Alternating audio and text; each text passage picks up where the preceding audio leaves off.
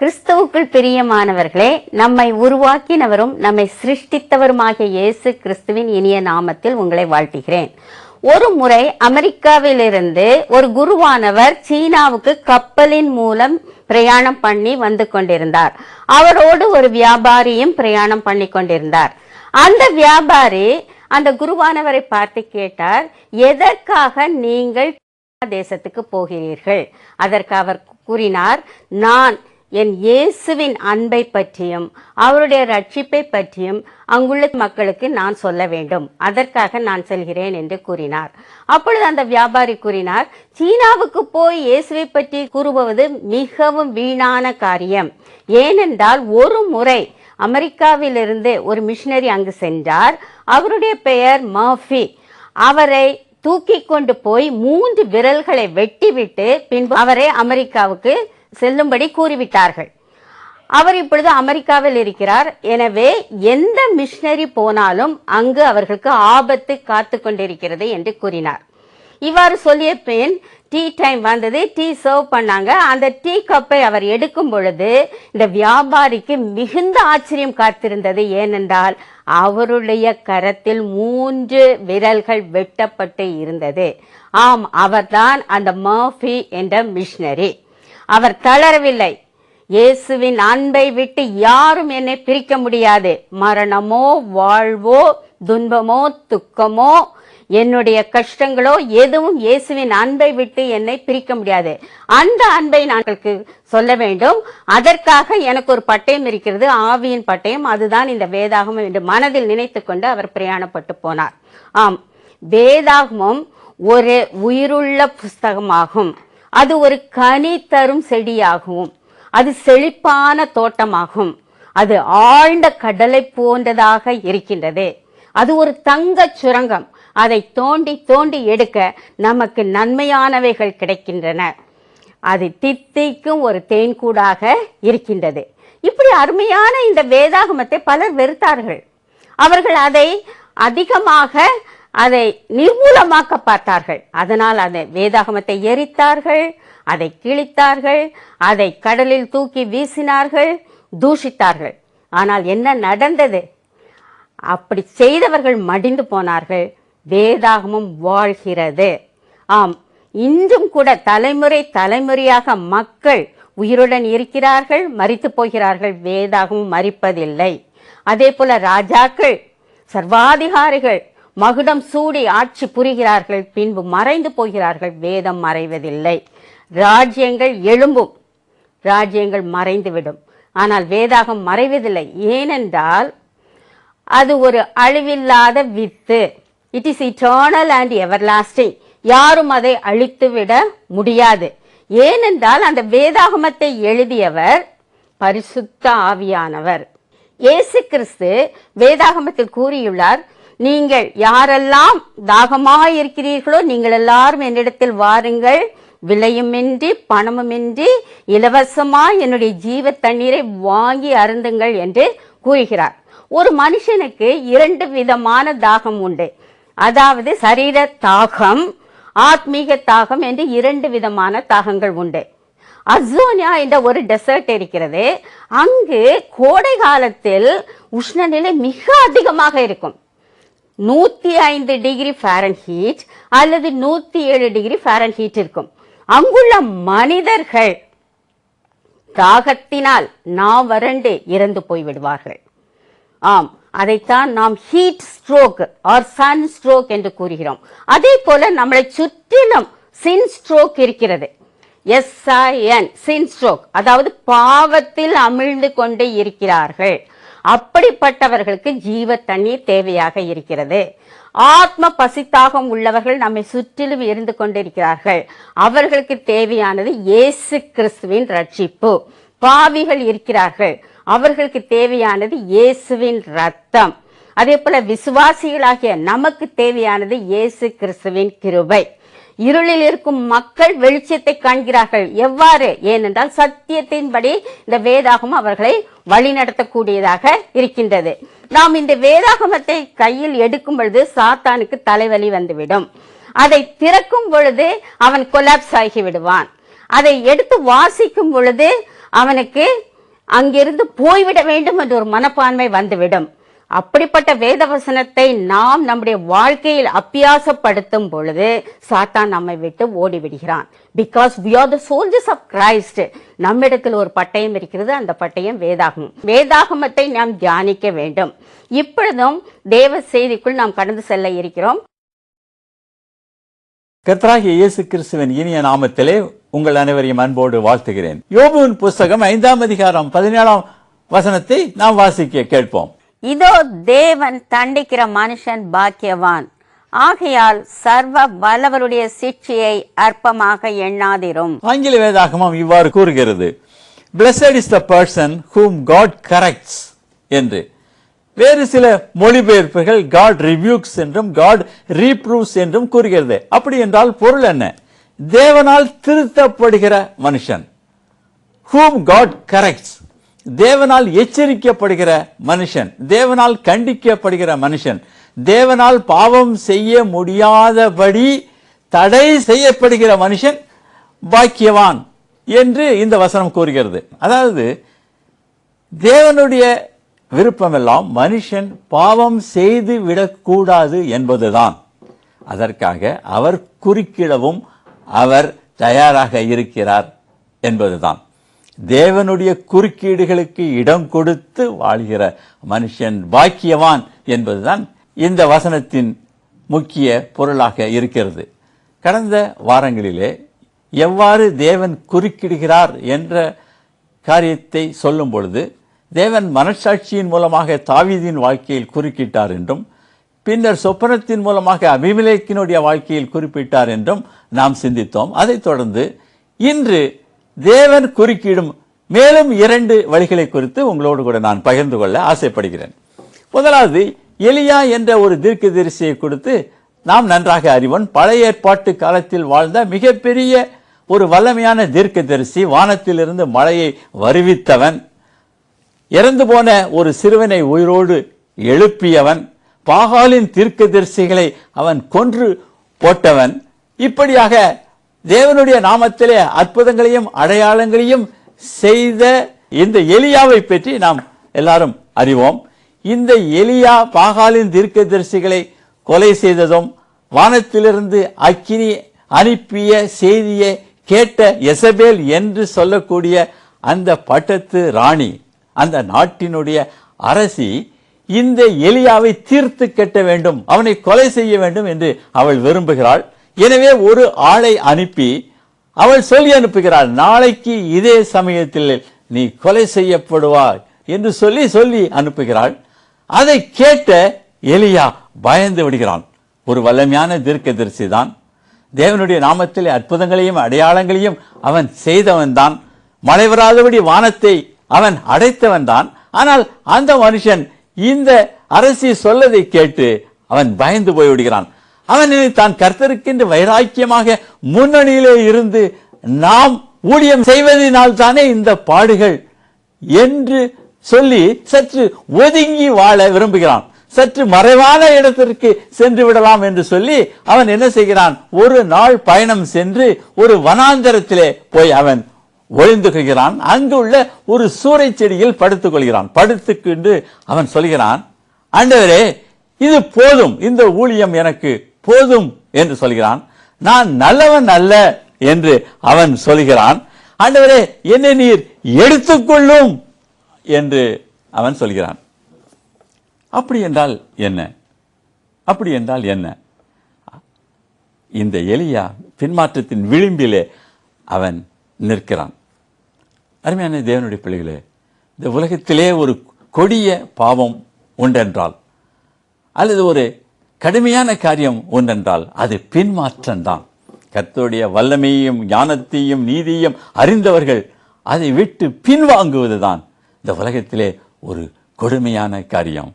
எனவே தான் பேதுரு இந்த பின்மாற்றத்தை குறித்து சொல்லும்போது மிக அழகாக சொல்கிறார். அதை நம்ம இப்பொழுது வாசிக்க கேட்போம். 2 பேதுரு 2ஆம் அதிகாரம் 20-21 வசனங்களை நாம் இப்பொழுது வாசிக்க கேட்கலாம். கர்த்தரும் இரட்சகருமாயிருக்கிற இயேசு கிறிஸ்துவை அறிகிற அறிவினாலே உலகத்தின் அசுத்தங்களுக்கு தப்பினவர்கள் மறுபடியும் அவைகளில் சிக்கிக் கொண்டு ஜெயிக்கப்பட்டால் அவர்களுடைய பின்னிலைமை முன்னிலைமையிலும் கேடுள்ளதாயிருக்கும். அருமையான தேவனுடைய பிள்ளைகளே, இங்கு வேதம் சொல்கிறது, இவர்கள் நீதியின் மார்க்கத்தை அறிந்த பின்பு பின்வாங்கி போவது என்பது மிகவும் ஒரு கேவலமான காரியம் என்று வேதம் சொல்கிறது. பேதுரு இதை மிக அழகாக எழுதியிருக்கிறார். ஆனால் கர்த்தர் இந்த பின்மாற்றத்தை விரும்பவில்லை. எலியா வல்லமையாக ஊழியம் செய்த இந்த மனுஷன் பின்வாங்கி போவதை கர்த்தர் விரும்பவில்லை. எனவே அதை தடை செய்ய வேண்டும் என்று அவர் விரும்பினார். அதற்கு அவர் ஒரு பாணியை பின்பற்றினார். அதைத்தான் ஒரு வசனத்திலே நாம் வாசிக்கிறோம். 1 ராஜாக்களின் புஸ்தகம் 19ஆம் அதிகாரம் 5, 6, 7 வசனங்களில் நாம் அதை வாசிக்க கேட்போம். ஒரு சூறை செடியின் கீழ் படுத்துக்கொண்டே நித்திரை பண்ணினான். அப்பொழுது ஒரு தூதன் அவனை தட்டி எழுப்பி, எழுந்திருந்து போஜனம் பண்ணு என்றான். அவன் விழித்து பார்க்கிற போது, இதோ தழலில் சுடப்பட்ட அடையும் ஒரு பாத்திரத்தில் தண்ணீரும் அவன் தலைமாட்டில் இருந்தது. அப்பொழுது அவன் புசித்து குடித்து திரும்ப படுத்துக்கொண்டான். கர்த்தருடைய தூதன் திரும்ப 2ஆம் தரம் வந்து அவனை தட்டி எழுப்பி, எழுந்திருந்து போஜனம் பண்ணு, நீ பண்ண வேண்டிய பிரயாணம் வெகு தூரம் என்றான். அருமையான தேவனுடைய பிள்ளைகளை, இங்கு கர்த்தர் எலியாவின் பின்மாற்றத்தை தடுக்க விரும்பினார். எனவே தம்முடைய தூதனை அனுப்பினார். அவன் எங்கு ஒளிந்து கொண்டிருக்கிறான் என்று மக்கள் யாருக்கும் தெரியாது. ஆனால் கர்த்தர் அதை அறிந்திருந்தார். அந்த இடத்திற்கு ஒரு தூதனை அனுப்புகிறார். அந்த தூதன் பரலோகத்தின் அடையையும் தண்ணீரையும் கொண்டு வந்து அவனுக்கு கொடுக்கிறான். அதை சாப்பிட்டு விட்டு மறுபடியும் படுத்துக் கொள்கிறான். மீண்டும் அந்த தூதன் வருகிறான். கர்த்தர் மீண்டும் அந்த தூதனை 2வது முறையாக அனுப்புகிறார். 2வது முறையாக அவனை அந்த தூதன் எழுப்புகிறான். மீண்டும் அந்த அடையையும் தண்ணீரையும் கொடுக்கிறான். அதை இவன் சாப்பிட்டு விட்டு ஒரு பெரிய சரீரத்திலே ஒரு பலத்தை உணர்ந்தான். அப்பேற்பட்ட பலன் கிடைக்கும்படி கர்த்தர் அந்த தூதனை அனுப்பி அந்த பரலோகத்தின் உணவை அவனுக்கு கொடுத்தார். அதை சாப்பிட்டு விட்டு 40 நாள் இரவும் பகலும் நடந்து ஓரேப் என்ற இடத்திற்கு வந்தான். அவனுடைய சரீரத்தில் உள்ள பலவீனங்கள் எல்லாம் இப்பொழுது மாறிவிட்டது. ஆனாலும் மனசோர்வு அவனுடைய உள்ளத்திலே இருக்கிறது. அதிகமான மனசோர்வு இருக்கிறது. அப்பொழுது கர்த்தர் குறுக்கிடுகிறார். அவனை பார்த்து சொல்கிறார், எலியாவே, நீ தனியாக இல்லை, நான் உன்னுடனே இருக்கிறேன். உன்னை போல பாகாலுக்கு முழங்கால் படியிடாத 7000 பேர் இந்த நாட்டில் இருக்கிறார்கள், நீ கவலைப்படாதே என்று அவர் சொன்னார். இவன் நினைத்து கொண்டான், நாம் மட்டும்தான் அப்படி இருக்கோம், நாம மட்டும்தான் இப்படி கஷ்டப்படுறோம், நாம மட்டும்தான் வைராக்கியமாக இருக்கிறோம், மற்றவங்க எல்லாம் ஜாலியா இருக்காங்க, சந்தோஷமா இருக்காங்க, எந்த ஒரு பிரச்சனையிலும் சிக்காம இருக்காங்க அப்படின்னு நீ நினைச்சுக்கிட்டு இருக்க. ஆனா உன்னை போல் 7000 மக்கள் இங்க இருக்கிறார்கள், அதனால கவலைப்படாத என்று எலியாவுக்கு புரியாத, அவன் அறிந்து கொள்ளாத ஒரு முக்கியமான விஷயத்தை கர்த்தர் அவனோடு பேசி அவனை பலப்படுத்துகிறார். 2 முறை தூதனை அனுப்புகிறார். பிறகு தானே அவனோடு இடைப்பட்டு அவனை உற்சாகப்படுத்துகிறார். சரீரத்திலும் மனதிலும் அவனுக்கு தெம்பு உண்டாகும்படி கர்த்தர் செய்தார். இந்த காரியம் எலியாவுக்கு ஒரு மிகுந்த தெம்பை கொடுத்தது. அவன் மீண்டும் வல்லமையோடு ஊழியம் செய்ய ஆரம்பித்தான். அருமையான தேவனுடைய பிள்ளைகளை, இன்றும் பிரச்சனைகள் பாடுகள் மத்தியிலே, மனசோர்வின் மத்தியிலே பின்வாங்கி விடலாம், இந்த ஊழியத்தை விட்டு விடலாம், இனிமேல் கர்த்தருக்கு வைராக்கியமாய் இருப்பதனால் பிரயோஜனமில்லை, அதனால் பாடுகள் தான் வருகிறது, என்னால் இதை தாங்க முடியவில்லை, வேறு யாராவது இதை செய்யட்டும் என்று பின்மாற்றத்தின் நிலையில் இருக்கிறீர்களோ, உங்களை பலப்படுத்த கர்த்தர் குறுக்கிடுவார். தம்முடைய தேவதூதனை அனுப்பி உங்களை பலப்படுத்துவார். தேவதூதன் என்றால் தேவதூதனே நேரில் வர வேண்டும் என்று பொருள் அல்ல. கர்த்தர் எப்படியாவது நம்முடைய வாழ்க்கையிலே குறுக்கிடுவார். ஒரு வேத வசனத்தின் மூலமாக, ஒரு பாடல் மூலமாக, ஒரு சாட்சியின் மூலமாக, ஒரு செய்தியின் மூலமாக, ஏன் ஒரு உரையாடல் மூலமாக கூட அவர் நம்மை பலப்படுத்த முடியும், நம்முடைய சித்தத்தை வெளிப்படுத்த முடியும், நம்மை தைரியப்படுத்த முடியும்.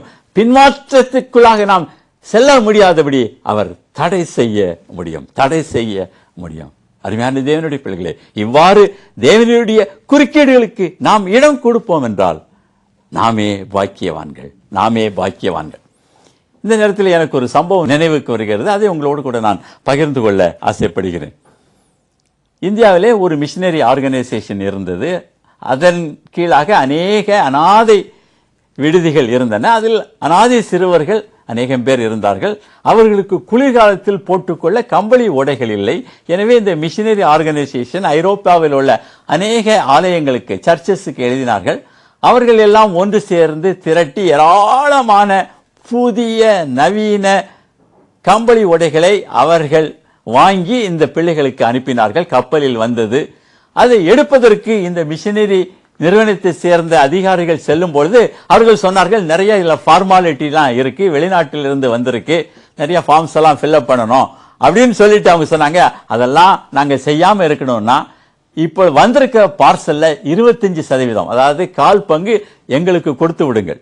அந்த அங்குள்ள ஊழியர்கள், அந்த துறையினுடைய அதிகாரிகள் அவ்வாறு ஒரு பார்கெயின் பண்றாங்க. நீங்க எல்லா ஃபார்மாலிட்டியும் முடிக்க உங்களுக்கு லேட் ஆகும், நாங்க எல்லாத்தையும் முடிச்சு கொடுத்துறோம், நீங்க அதுல 25% எங்களுக்கு கொடுத்துருங்க என்று சொல்லி அவர்கள் கேட்டார்கள். அதை இந்த அதிகாரிகள் அந்த மிஷனரி ஆர்கனைசேஷனுடைய தலைவரிடம் வந்து சொன்னார்கள். அவர் சொன்னார், இல்லை, ஒன்றும் கொடுக்க கூடாது, அப்படி நாம் ஒரு குறுக்கு வழியிலே சென்று அது கையூட்டு கொடுத்து இதை பெறக்கூடாது என்று சொல்லி அவர்களை தடை செய்து விட்டார். திடீரென்று அந்த அதிகாரிகள் ஒரு லெட்டர் வந்தது, நீங்கள் சீக்கிரம் எடுக்காவிட்டால் இதற்கு டெமரேஜ் என்று சொல்லக்கூடிய அபராதம் கட்ட வேண்டும் என்று சொல்லி மறுபடியும் கடிதம் வந்தது. அப்பொழுது எல்லா அந்த அதிகாரிகளும் சொன்னார்கள், ஐயா, அங்க ஐரோப்பாவிலிருந்து மிக அருமையான காரியங்கள் வந்திருக்கு, அங்கே துறைமுகத்தில் அது கிடைக்கிறது, தேவையில்லாமல் கிடைக்கிறது, அவர்கள் சொன்ன மாதிரி நாம் ஏதாவது செய்து விடுவோம், கொஞ்சத்தை அவர்களுக்கு கொடுத்து விடுவோம், மீதி உள்ளதை நம்ம டிஸ்ட்ரிபியூட் பண்ணிக்கலாம், அதுவே நமக்கு போதுமானதாக இருக்கும், ஏன் இவர்களோட போய் நம்ம சண்டை போட்டுக்கொண்டு காலத்தை வீணடிக்க வேண்டாம் ஐயா, இந்த உலகத்தில் இது நடக்கிறதானே என்று அவர்கள் அந்த தலைவரிடம் சொன்னார்கள். ஆனால் அந்த தலைவரோ அவர் சொல்லிட்டாரு, இல்லை, நான் அது ஒருபோதும் இப்பேற்பட்ட குறுக்கு வழியிலே செல்ல மாட்டேன் என்று சொல்லிவிட்டார். எல்லாரும் வருத்தப்பட்டாங்க அந்த தலைவருக்காக, இப்படி ஒரு தலைவர் நமக்கு வந்துட்டாரு என்று வருத்தப்பட்டார்கள். நடந்தது என்ன? கர்த்தர் குறுக்கிட்டார். திடீரென்று அதிகாரி இந்த தலைவருக்கு போன் பண்ணார், ஐயா, சீக்கிரம் வந்து எடுத்துட்டு போங்க, இந்த பார்சல் வந்த நாளில் இருந்து என்னால தூங்க முடியல, ராத்திரியெல்லாம் தூங்க முடியல, இந்த பார்சல் தான் என் கண் முன்னால நிற்கிறது, தயவுசெய்து வந்து எடுத்துட்டு போங்க, எந்த ஃபார்மாலிட்டியும் வேண்டாம் ஐயா, எடுத்துட்டு போங்க என்று சொன்னார். கர்த்தர் தேவதூதனை அங்கு அனுப்பினார், அவருக்கு அந்த காரியத்தை புரிய வைத்தார். இங்கு இவர்கள் பயனடைந்தார்கள். அருமையான தேவனுடைய பிள்ளைகளே, இது போன்ற நெருக்கடி நேரத்திலே பின்வாங்கி சென்று விடலாம், ஆண்டவருடைய கொள்கையை விட்டு பின்வாங்கி சென்று நம்முடைய இஷ்டம் போல காரியங்களை செய்யலாம் என்று நினைக்கிறீர்களோ, பொறுமையோடு இருங்கள், அப்பொழுது கர்த்தர் குறுக்கிட்டு உங்கள் காரியங்களை சரி செய்வார். அடுத்ததாக மோசே என்ற மனுஷனுடைய வாழ்க்கையை குறித்து நாம் அறிவோம். மோசே வாழ்ந்த நாட்களிலே இஸ்ரவேல் ஜனங்கள் அங்கு அடிமைத்தனத்திலே இருக்கிறார்கள். பார்வோன் அவர்களை அடிமைகளாக வைத்திருக்கிறான். அவர்கள் கர்த்தரை நோக்கி முறையிடுகிறார்கள், எங்களுக்கு விடுதலை வேண்டும் என்று சொல்கிறார்கள். கர்த்தர் அவர்களுடைய ஜெபத்தை கேட்டார், அவர்களை விடுதலை பண்ண வேண்டும் என்று நினைத்தார். அதனால இவர்களை விடுதலை பண்ணி கூட்டி கொண்டு வருவதற்கு அவர்களுக்கு ஒரு தலைவன் தேவை. அதனால மோசே என்ற மனுஷனை முன்குறித்து மோசேயை அழைக்கிறார். மோசே, நீ வந்து இவர்களுக்காக நீ பார்வோனிடம் பேசி இவர்களை அழைத்து கொண்டு வா என்று சொல்கிறான். அப்பொழுது அவன் சாக்கு போக்கு சொல்கிறான். அவன் என்ன சொல்கிறான்? அநேக காரியங்களை கர்த்தருக்கு முன்பாக சொல்கிறான். ஆண்டவரே, நான் திக்குவாயன், நான் மந்த நாவுள்ளவன், நான் பேசி பழக்கம் இல்லாதவன், வேறு யாராவது அனுப்பும் அப்படின்னு சொல்றான். இவனுக்கு விடுதலை பெற்றுத்தர வேண்டும் என்ற ஆசை இருக்கிறது, வாஞ்சை இருக்கிறது. அதனாலதான் எபிரேயரை அடித்த ஒரு எகிப்தியனை இவன் கொன்று போட்டான். இவர்கள் விடுதலை அடைய வேண்டும் என்ற எண்ணம் இருக்கிறது, அந்த வாஞ்சை உள்ளத்தில் இருக்கிறது, அதை பற்றி எல்லாரோடமும் பேசுகிறான். ஆனால் கர்த்தர் பொறுப்பை கொடுக்கும் பொழுது வேண்டாம் என்று சொல்கிறான். வேண்டாம் என்று, அதாவது இவருக்கு ரெஸ்பான்சிபிலிட்டி எடுக்க இஷ்டம் இல்லை. அதாவது சில பேர் வாய்க்கிலேயே பேசுவார்கள், ஆனால் செயல் என்று வரும்போது ஓடி விடுவார்கள். அப்படித்தான் இந்த மோசே செய்தான். இவர்கள் எல்லாம் விருப்பம் எல்லாம் இருக்கு, ஆனா அந்த பொறுப்புகளை ஏற்று அதை செய்ய முடியல. அதுக்கு ஒரு தயக்கம். அதனாலதான் பாரதியார் என்ற தமிழ் புலவர் பாடினார், நெஞ்சில் உறுதியின்றி நேர்மை திறமுமின்றி வஞ்சனைகள் செய்வாரடி கிளியே அவர்கள் வாய்ச்சொல்லில் வீரரடி. நல்லா பேசுவாங்க, வாங்கையா டிராக்ஸ் கொடுக்க போவான்னா ஓடிடுவாங்க, வாங்கையா அங்க ஊழியத்துக்கு போனா ஓடிடுவாங்க. அந்த மாதிரி இவன் சாக்கு போக்கு சொன்னான். அருமையான தேவனுடைய பிள்ளைகளே, கர்த்தர் ஒரு பொறுப்பை ஒருவருக்கு கொடுக்கும் பொழுது அதை அசட்டை பண்ணுகிறவனும் ஒரு மிகப்பெரிய பாவியே. அந்த அழைப்பை உதாசீனப்படுத்துகிறவன், அந்த அழைப்பை தட்டி கழிக்கிறவன், அதிலிருந்து தப்பித்துக் கொள்ள விரும்புகிறவனோ அவனும் பாவம் செய்கிறான். அதுவும் ஒரு மிகப்பெரிய பாவம். ஏதோ கொலை செய்தால்தான் பாவம், அல்லது விபச்சாரம் செய்தால்தான் பாவம், திருடினால்தான் பாவம், லஞ்சம் வாங்கினால்தான் பாவம் என்று இல்லை. கர்த்தருடைய அழைப்பை மீறுவதும் பாவம்தான், கர்த்தருடைய அழைப்பை உதாசீனப்படுத்துவதும் பாவம்தான். கர்த்தர் குறுக்கிட விரும்பினார். இவனுக்கு அவர் அறிந்து கொண்டார், இவனுக்கு ஒரு நல்ல ஆள் தேவை, இவனுக்கு உதவி செய்வதற்கு ஒரு நல்ல ஆள் தேவை என்று அறிந்து கொண்டார்.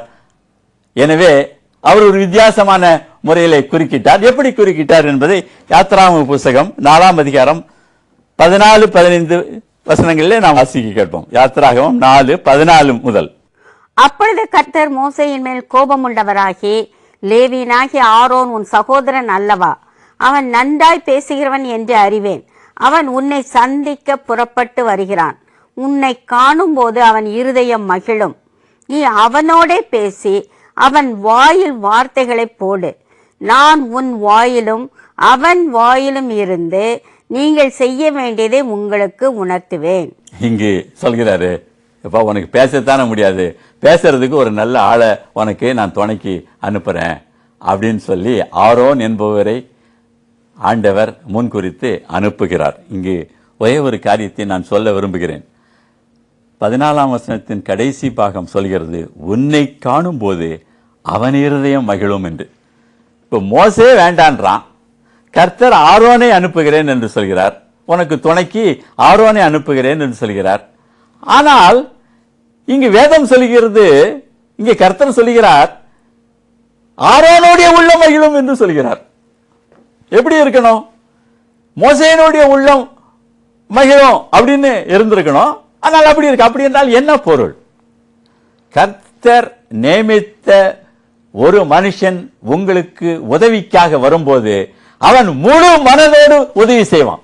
உங்களுக்கு உதவி செய்வதற்கு அவன் நியமிக்கப்படும் பொழுது மகிழ்ச்சியோடு உதவி செய்வான். ஏதோ கடமைக்காக அவன் உதவி செய்ய மாட்டான், அவன் முழு மனதோடு அவன் உதவி செய்வான். முழு மனதோடு உதவி செய்வான். இந்த கடமைக்காக உதவி செய்கிறார்கள், இல்லை மற்றவர்கள் பார்க்கிறார்கள் என்று உதவி செய்கிறார்கள், இல்லை என்றால் ஒரு பேருக்கு புகழுக்கு விளம்பரத்துக்காக உதவி செய்கிறார்கள். ஆனால் கர்த்தர் ஒருவனை ஒரு உதவிக்கென்று அழைத்தால் அவன் முழு மனதோடு உதவி செய்வான். இங்கு ஆரோனுடைய உள்ளம் மகிழும் என்று போட்டிருக்கிறது. மகிழ்ச்சியோடு அவன் ஊழியம் செய்வான் என்று கர்த்தர் சொல்கிறார். அருமையான தேவனுடைய பிள்ளைகளே, கர்த்தர் உங்களுக்கு நியமித்த பொறுப்புகளை நீங்கள் ஏற்றுக்கொண்டு அதை உதாசீனப்படுத்தாமல் நீங்கள் அதில் உங்கள் முழு மனதை செலுத்தி அதை நிறைவேற்ற விரும்பும் பொழுது கர்த்தர் உங்களுக்கு தேவையான உதவியாளர்களை அனுப்புவார்கள். அப்பொழுது அவர்கள் முழு மனதோடு சந்தோஷத்தோடு உங்களுக்கு உதவி செய்வார்கள், சந்தோஷத்தோடு உதவி செய்வார்கள். இப்படியாக மோசேயின் வாழ்க்கையிலே ஆண்டவர் குறுக்கிட்டு அவனுக்கு ஏற்ற ஒரு உதவியை அவர் கொடுத்தார். இந்த பிள்ளைகள் அவர்கள் பார்வோனிடம் பேசி பெரிய விடுதலையை வாங்கி கொடுத்தார்கள். எபிரேய நிருபத்தை எழுதின அந்த ஆசிரியர் மிக அழகாக அவர் சொன்னார், எல்லாவற்றையும் விட்டுவிட்டு, எகிப்தினுடைய எல்லா ஆஸ்தி அந்தஸ்து எல்லாவற்றையும் விட்டுவிட்டு கர்த்தருடைய வார்த்தையை நம்பி கர்த்தருடைய வார்த்தைக்கு கீழ்ப்படிந்து அவன் எகிப்தை விட்டு புறப்பட்டு போனான் என்று அவர் எழுதியிருக்கிறார். இனிவரும் பலன்கள் மேல் நோக்கமாயிருந்து, இந்த உலகத்தின் சந்தோஷங்களின் மேல் நோக்கமாயிராமல் இனிவரும் பலன்கள் மேல் நோக்கமாயிருந்து சந்தோஷமாக இந்த மக்களை கூட்டிக் கொண்டு போனான் என்று வாசிக்கிறோம்.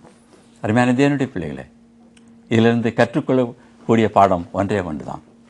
கர்த்தர் இந்த உலகத்தில் நடக்கிற எல்லா காரியங்களையும் அறிந்திருக்கிறார். கர்த்தருடைய பிள்ளைகள் தவறு செய்யும் பொழுது அவர் குறுக்கிடுகிறார். ஏன் குறுக்கிடுகிறார்? நாம் பாவம் செய்யாமல் இருக்க வேண்டும் என்று குறுக்கிடுகிறார். என்ன ஒரு அருமையான ஆண்டவர்! நாம் பாவம் செய்து விடக்கூடாது, தவறு செய்து விடக்கூடாது, அவருடைய பாதையை விட்டு விலகி போய்விடக்கூடாது என்பதற்காக அவர் குறுக்கீடு செய்கிறார். அவர் எப்படி வேண்டுமானாலும் குறுக்கீடு செய்யலாம். அவர் எப்படி வேண்டுமானாலும் குறுக்கீடு செய்யலாம். அவருடைய நோக்கமெல்லாம் நாம் அந்த பரலோக பாக்கியத்தை இழந்து விடக்கூடாது என்பதற்காகத்தான். அதனால்தான் அன்று எலிப்பாஸ் சொன்னான், தேவன் தண்டிக்கிற மனுஷன் பாக்கியவான். எனவே அவர் தண்டிக்கும் போது அவருடைய சிக்ஷையை அற்பமாக நினைக்காதிருப்போம். கர்த்தருடைய குறுக்கீடுகளுக்கு இடம் கொடுப்போம், பரலோக பாக்கியத்தை பெறுவோம்.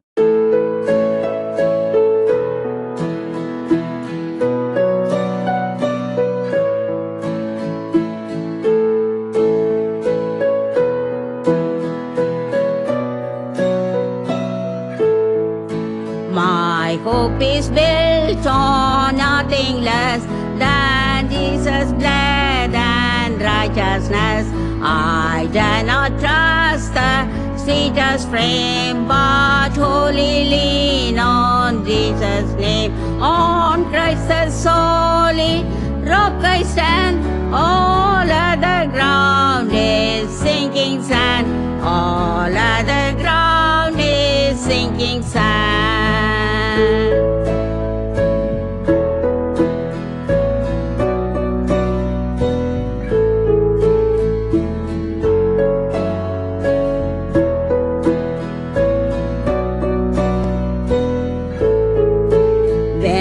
Darkness veils his lovely face, I rest on his unchanging grace.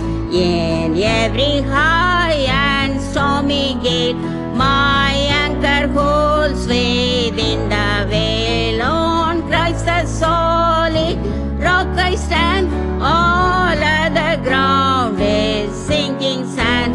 All other ground is sinking sand.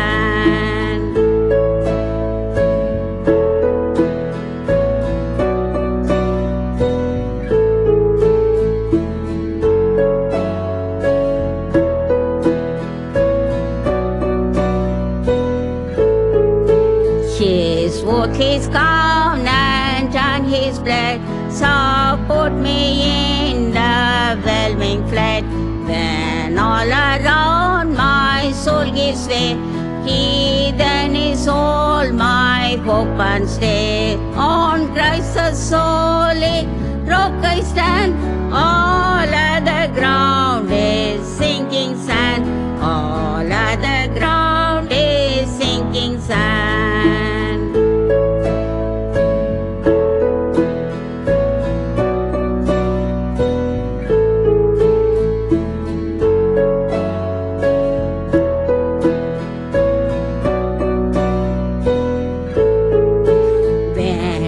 Shall come with trumpet sound, oh may I then in him be found.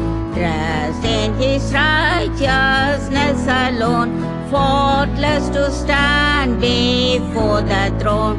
On Christ the solid rock I stand, all other ground is sinking sand.